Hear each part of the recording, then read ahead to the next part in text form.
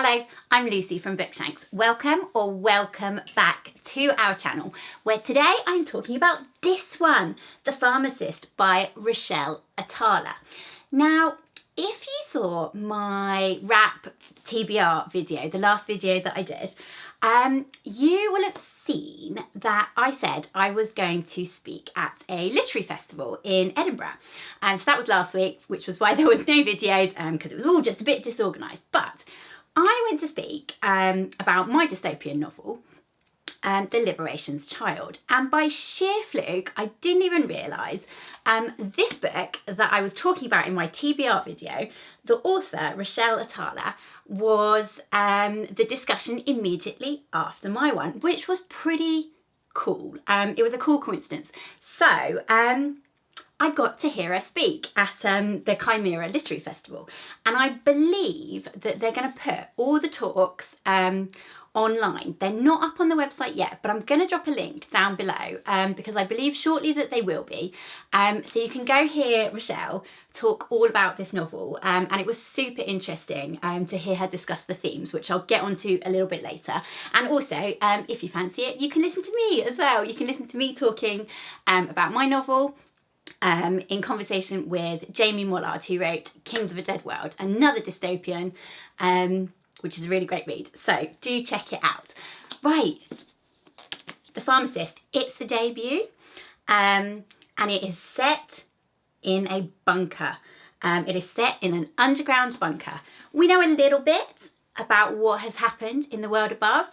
There was a nuclear something. I don't know if it was a war, I don't know if it was like an accident, but basically something catastrophically nuclear happened above ground, which resulted in a proportion of society, like the chosen few, going into a bunker to ride it out. I think we're about 1 year into what they believe is going to be a 3-year stint. And as a setting for a book, it's a really good one. It is dark, it is cold, it is dank, it is lonely, it is miserable, it's full of grief because of the people that were left behind up top. And it is claustrophobic. The setting in this book is super appropriate for the storyline, and really, really well done. The plot itself, do you know what? It has a really, really great opening, which isn't enormously relevant to the rest of the book, but I'm going to tell you what it is anyway, because it's brilliant. Everyone in this bunker is dealing with the fact that it is not a great place to be. And one of sort of the things that keeps happening throughout the book is people sort of try and imagine different ways to end the misery. And the book actually opens with one particular character, like a side character, not anyone relevant to the story, but he manages to end his life by eating all the Monopoly houses off the game. Children are playing, he's desperate for it to all be over, eats all the Monopoly houses, and that is the end of him. And as an opening to a novel, really, really gripping. But yeah, I'm telling you that because it's a great opening, but not especially relevant to the plot. The plot centres around a character called Wolf. Everyone in the bunker has sort of been kind of a bit dehumanised, a little bit taken out of their identity by only being referred to as their surnames. So Wolf is the pharmacist in the bunker, and that is essentially why she is there.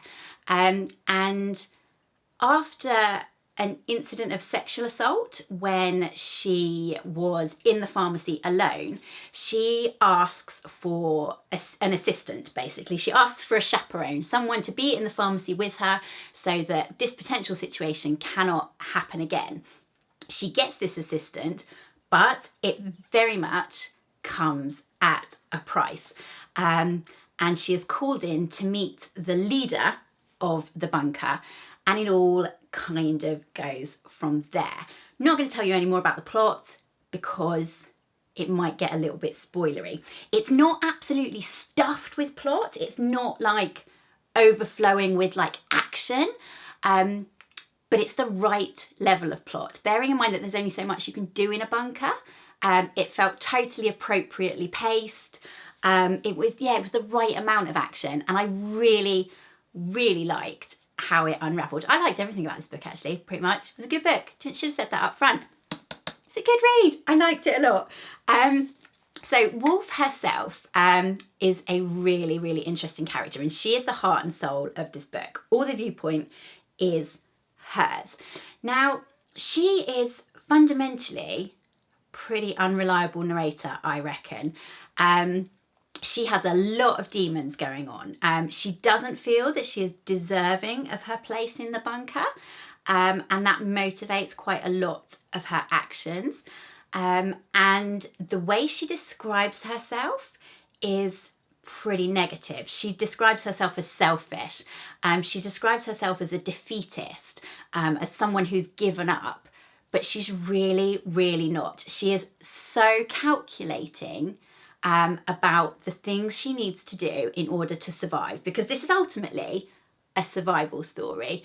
And it's really competitive down there. You know, you can't leave your blankets unguarded because they'll be stolen.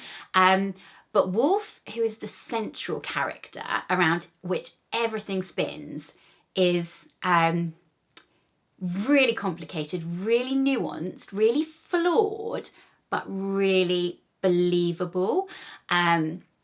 Believable as a character, not always quite entirely believable in what she says. You kind of have to like pick it apart a little bit, particularly in regards to how she describes herself, to see whether you believe it all. And I liked that a lot.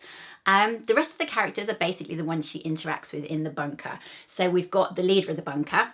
He's a pretty key character. We've got the doctor, who she knew from the outside. We've got the assistant slash chaperone who comes to work with her in the pharmacy. But my favourite character, possibly even more than Wolf, is her bunkmate. So I keep wanting to call him Caravan. Every time I read his name, I wanted to say Caravan, but it's not. It's Canavan, I believe. And they have like the most wonderful, genuine platonic friendship. I could have read like a whole book on that. Like I was like, give me more Canavan. And they have just this really touching friendship where they look out for each other, but and they're both really flawed, and they also like, it's like balancing self-interest with wanting to look out for people who, you know, you need, but who also ultimately are your friends. And friends in this place are like few and far between. So yeah, it's a really complicated but really like warm and squishy relationship. I liked that a lot, and I like how it progressed through the book as well. Yeah, could have read lots more of that. The one flaw I think that I had with this book, or it's not even a flaw, it's just like a personal taste thing, actually is related to the leader of the bunker as a character. So compared to everybody else, he felt a little bit one-dimensional. So you don't really know what went on in any detail to get them into the bunker, but that didn't bother me at all. But I didn't know about him outside. Like, how was he the person in power? Like, who is he? What motivates him? Why is he doing the things he is doing beyond just keeping power? Like, I wanted to know like a little bit more about him in order to make him rounded. And you know, he's not the main bit of the story. He's central to the themes, but he's not really central to the, well, he's a bit central to the plot, but like, you know, he's not the one that we're supposed to care about, which is fine. But I just wanted like a little bit more detail to make him, yeah, a bit more rounded, a little bit less one-dimensional. But I think, you know, it's personal taste, isn't it? It's not a big thing. It's not a big thing at all. In terms of the style, so there's a lot of humour running through it, which I really, really liked. One thing is like how Wolf tries to think of increasingly creative ways to top herself, and she's like fascinated by the guy who did it at the start, and like kind of respects his ingenuity to, you know, use the resources he had available. So that's like one theme like one like humorous strand that's running through it, but there's like so many little bits of like dark humor that are like dotted all over the place that sort of elevate it and stop it being just too grim. They're like so necessary.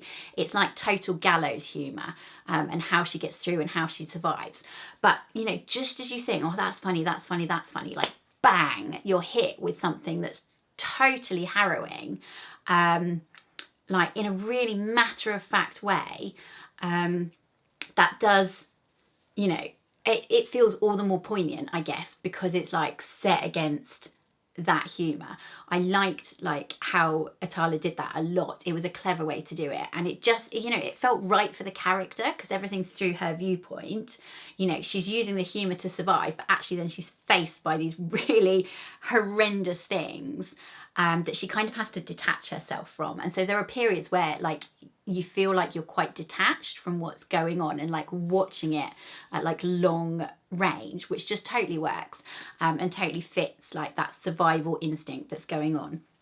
The other noteworthy point in terms of style is there's no speech marks. And I know that bugs the heck out of some people. I know some people just can't get on with that at all. It doesn't really bother me, particularly when I can see the value add, I guess. You know, sometimes you read it, there's no speech marks, and you're like, what's the point?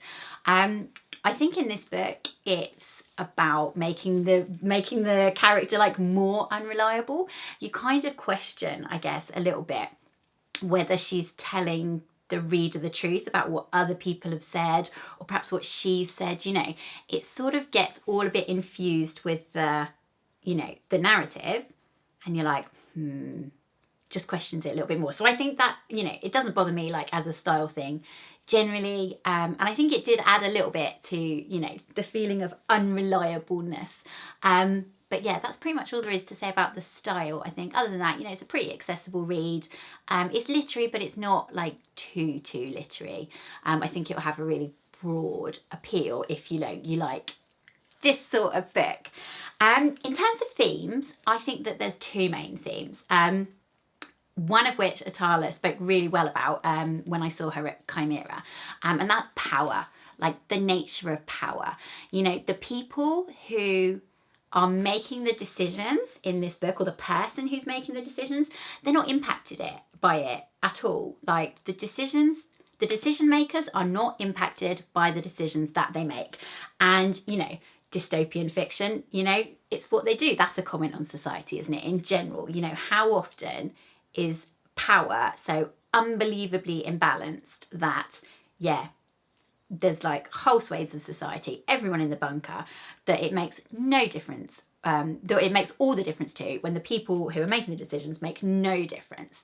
And then it's about realizing what power you have in yourself. So actually holding the medicine, being the person who has the power to prescribe or not prescribe, is actually quite a powerful position.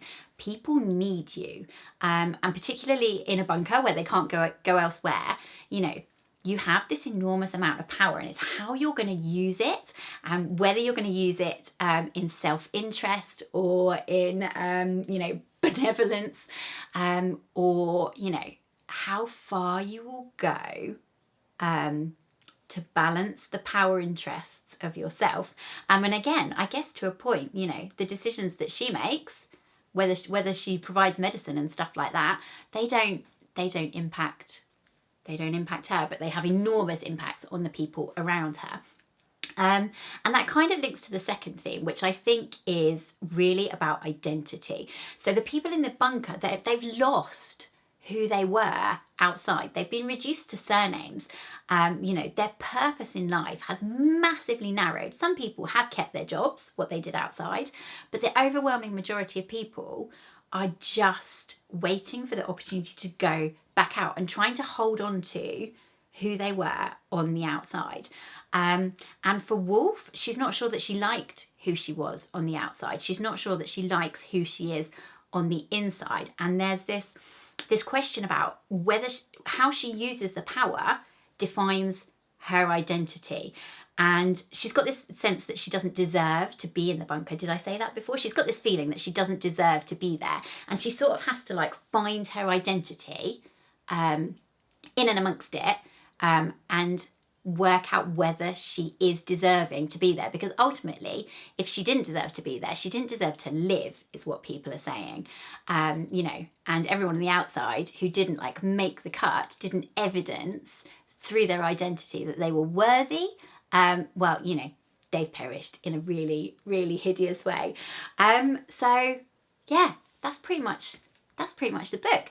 I really enjoyed it. I think it is a massively strong debut. I would totally read her again. I think it's super pertinent to contemporary politics, the power themes, but also, you know, with everything going on in Ukraine and all, you know, there's the bunker theme, you know, is probably way more relevant than even when she was, you know, writing it and stuff. It has this really prescient feel going on. And yeah, I just thoroughly enjoyed it, and I hope it does really well, and that loads of people know about it, because yeah, The Pharmacist by Rachelle Atalla, liked it a lot. Hope you pick it up. Have you picked it up? Are you going to pick it up? What are you reading instead? I've got another dystopian on my list next. It's like dystopian crazy at the moment, isn't it? I've got Aurora by David Cope. I read Cold Storage a couple of years ago, and I loved it, and it's so memorable. And I've started Aurora, and yeah, I think it's going to be a good one too. So hang around, and that video will be out in a few days, probably. I'll see what I can do. But I hope you're having a lovely week, reading something great, and I'll talk to you soon. Thanks for watching.